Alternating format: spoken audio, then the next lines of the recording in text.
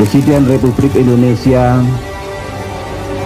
mengambil keputusan pada malam hari ini untuk menetapkan Provinsi Nanggroe Aceh Darussalam dalam keadaan bahaya dengan status darurat militer. Tahun 1971, di bawah Tanah Arun, Aceh Utara, Mobil Oil menemukan salah satu cadangan gas alam cair terbesar di dunia. Bagi rezim Orde Baru, ini adalah mesin uang yang sempurna. Kongsi kilat dibangun bersama militer, kilang raksasa didirikan, dan miliaran dolar dikeruk setiap tahunnya. Namun kemakmuran itu terbang ke Jakarta, sementara masyarakat lokal hanya menjadi penonton di atas tanah leluhur mereka yang kaya, terjebak dalam apa yang disebut ekonom Richard Rorty sebagai The Resource Curse, teori kutukan sumber daya alam. Ketika eksploitasi ekonomi berbalut represi militer ini memuncak, sebuah bom waktu sosial meledak. 6 tahun kemudian, faksi gerilya bersenjata bernama Gerakan Aceh Merdeka atau GAM di bawah komando Hasan Tiro meluncurkan serangan perdana ke fasilitas Mobil Oil. Sebuah peluru bersarang di tubuh insinyur Amerika dan sejarah Aceh berubah selamanya sejak hari itu. Konflik berdarah ini bukan sekedar soal angkat senjata, melainkan manifestasi dari dendam sejarah, permainan geopolitik, dan idealisme yang pada akhirnya bertransisi menjadi perebutan kekuasaan. Bara api di Aceh tidak pernah benar-benar lahir pada tahun 1976. Jauh sebelum Hasan Tiro mengangkat senjata di perbukitan Halimon, Tanah Rencong telah menjadi wilayah yang paling sulit ditaklukkan di Nusantara. Sepanjang 3 dekade dari tahun 1873 hingga 1904, militer kolonial Belanda dipaksa menelan pil pahit dalam perang Aceh yang brutal. Karakteristik masyarakatnya yang keras kepala dalam mempertahankan kedaulatan tanah leluhur membuat wilayah ini menjadi daerah terakhir yang mampu ditekuk oleh Batavia. Pengalaman kolektif melawan penindasan inilah yang kemudian membentuk genetik perlawanan yang diwariskan dari generasi ke generasi. Ironisnya, kepatuhan Aceh terhadap Republik Indonesia di awal kemerdekaan justru diawali dengan sebuah keikhlasan yang luar biasa. Rakyat Aceh adalah penyumbang dana utama bagi pembelian pesawat Selawah, pesawat pengangkut pertama yang menjadi modal awal diplomasi udara Republik yang baru subur jagung. Aceh menaruh harapan besar pada Jakarta, mengira pengorbanan mereka akan dibayar dengan penghormatan atas otonomi dan identitas mereka. Namun politik Jakarta adalah panggung yang penuh dengan pragmatisme dingin. Pada tahun 1950, sebuah keputusan sepihak keluar dari meja kekuasaan di Jawa.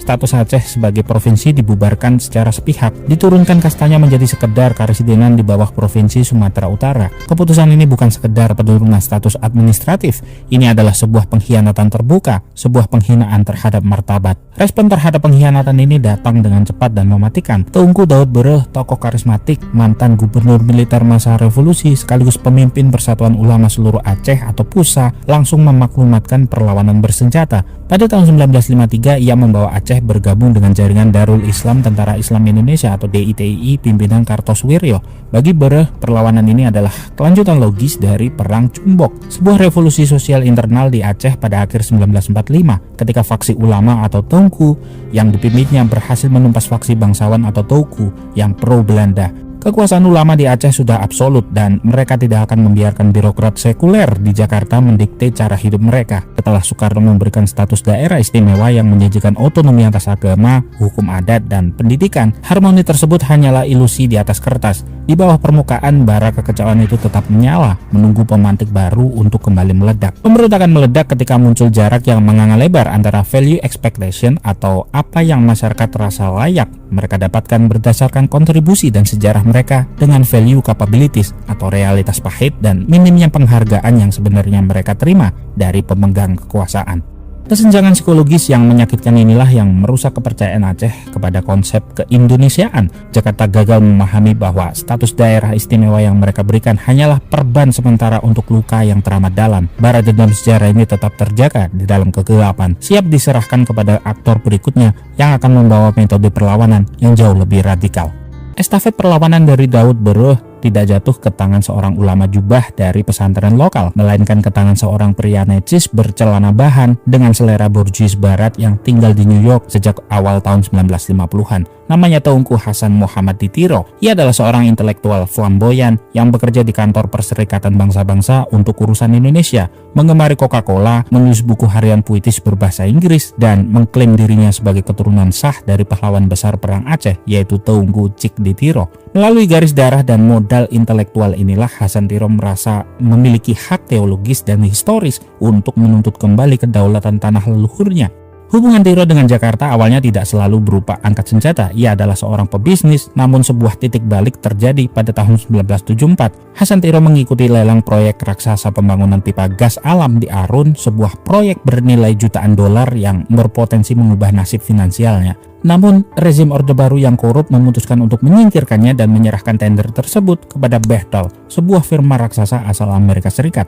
Bagi para kritikus sejarah, kegagalan tender inilah yang menjadi pemantik personal bagi dendam politik Hasan Tiro. 2 tahun setelah tersingkir dari perebutan kue ekonomi tersebut, tepatnya pada 4 Desember 1976, Tiro mendeklarasikan berdirinya Gerakan Aceh Merdeka di perbukitan Halimon Pidi dan mengangkat dirinya sendiri sebagai Wali Nangro. Disinilah letak anomali dan kecerdasan taktis Hasan Tiro. Jika Daud Bereh membakar semangat rakyat menggunakan bahan bakar politik Islam dan syariat untuk melawan Jakarta, Tiro secara radikal membuang narasi tersebut.